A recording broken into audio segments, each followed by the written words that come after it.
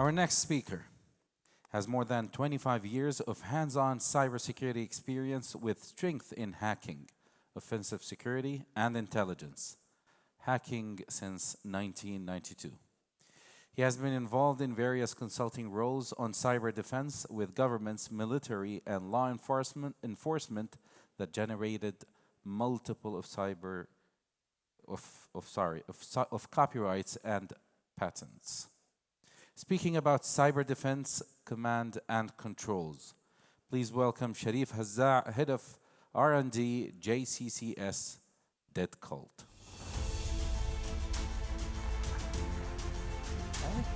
كيفك؟ السلام عليكم.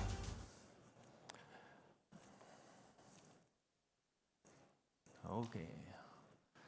This is going to be fun, annoying for some, and controversial for everyone. It's about a good concept. What if we can use malware for our own good, instead of just being the bad virus? Comics. How many know Superman? Nobody? One guy? Okay. How many know villains? Everyone knows villains. How many know that Superman had another version? They call it anti-hero. Nobody knows. And there is also something called anti-villain. The difference is, superhero will do good things in a good way. They will never break the law, will never do anything. Villains will do bad things in every bad way. Anti-hero will do good things in a questionable way. They don't necessarily concentrate on how they're going to do things. Anti-villain is going to do everything good out of their background as being a villain. Applying this into cybersecurity, this is what we know. The blue team, if you know, in a SOC, everybody knows what the SOC is. They usually are the superheroes. The red team concept is hacking you in a new way or whatever, is the red team, which is the anti-hero. Villains are the hackers. Now, what the market doesn't really have is anti-villains. People who know the in and outs of the underground, of the hacker point of view, of the criminal point of view, and which are trying to adapt this into defense. Another concept we also need to discuss, are you applying a SOC or a GSOC, like a global SOC? Past 2 years, most of the breaches were through VPNs. People who had SOC, they were monitoring everything. When someone is working remotely, outside of the network, nobody's seeing anything.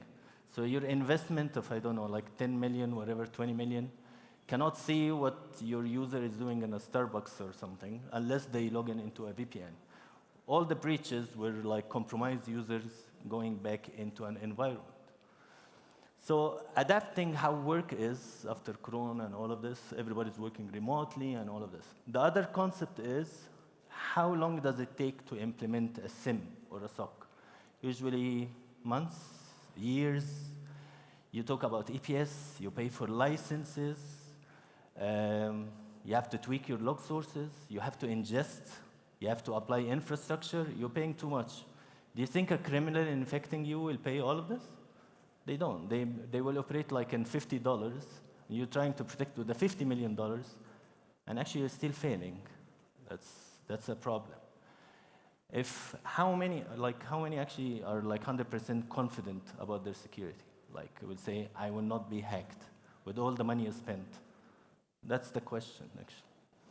Now, having the SOC and the SIM and the logs and the use cases and people bragging, I have 100 use cases, I have 300 use cases. The more use cases you have, the more alerts you will get. So imagine somebody operating at like 50,000 alerts per second, or EPS, getting like 200 use cases, getting like, I don't know, 5,000 alerts per second. How many people do you need to operate all of this? At some point, you will fail. At some point, you will see an alert, and you will choose to ignore it. Now, the other way around is you will go and say, oh, I'm going to do threat hunting, which basically look into the logs for traces that the use cases didn't trigger. At the end of the day, again, it's not a real-time threat hunting. You're going back into logs.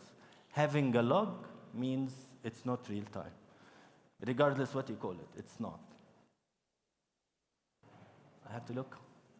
Now, talking about command and control, C2. When you get infected or hacked or whatever you call it, somebody will implement this, or a C2, which is a framework. There are 3 kinds of command and controls. Free ones, you can download open source, very detectable. You can get a commercial one, around $2,000, $5,000, $15,000. And there is actually ones which are like cost around $1 million for 1,000 users or 1,000 implementations, and it will not be detected. If anyone here in law enforcement, they understand what I'm saying. But it will not be detected, regardless whatever you're spending. Now, when you get infected, think about it this way. You have machines that you cannot reach. You don't have SCCM, you don't have provisioning, I don't know, whatever tool. You don't have GPO, you don't have managed engine, whatever. But still, you get encrypted. The ransomware hits the machine that you cannot reach. In a way, the virus had better operation on your network than your team. They can reach where you cannot reach. This is one point. This is actually a good thing. The other thing is, if I'm infected like 1 million machines or 100,000 machines, I can issue commands to the all 1,000 machines or 100,000 machines within seconds. This is something operationally you cannot do. If you want to do instant response or investigations, you will do it one by one. In a command and control, you can investigate all the systems in 1 second. Everything operationally and security is much better in a malware, actually, if you think about it. It's more efficient. It's beyond the current technology. It knows everything. And the lateral movement is whatever you will do a project. You will implement a project on provisioning information to other systems. This is already by default in a ransomware.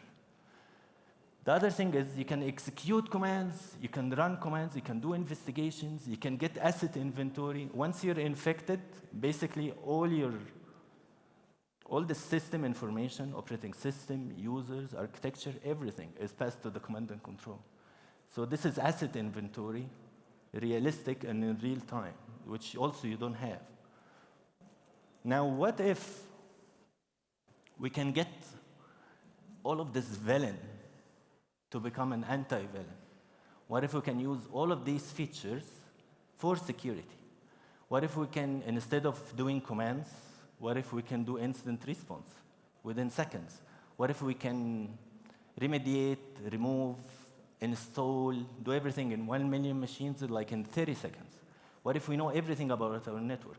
What if we can reach machines that we cannot reach otherwise? Lateral movement and all of that. And that's the concept of having a command and control.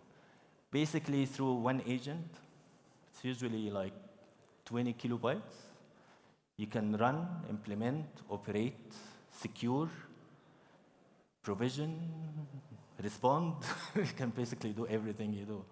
And the cost will be like minimal. You can even tweak logs, get the important logs other than everything. Now, the most important thing is you also protecting your users regardless of their location. They can be at work, they can be at home, they can be traveling on vacation, they can be deciding, I don't know, like nomads or whatever. They can be in like where it's just gonna work. Easy management and all of things. Now, this is the part where you make it like a GSOC. I got shocked. And I think we are done. So this is the whole idea, that instead of having the offense, command and control, we're gonna take all of this feature with the same techniques and everything, and we make it into a defense, command and control. So, for an example, instead of logging your keystrokes, it will detect if you have a keylogger and prevent keylogging. And you can use it for all the other features.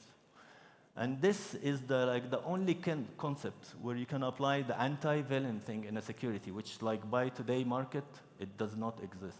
Everybody's like in the other ones. So you have to decide if you're in security, which part. Are you a superhero? Are you an anti-hero? Are you a villain? I hope not. Are you an anti-villain or which one?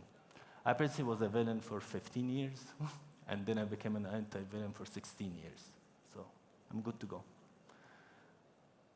We're done. Thank you.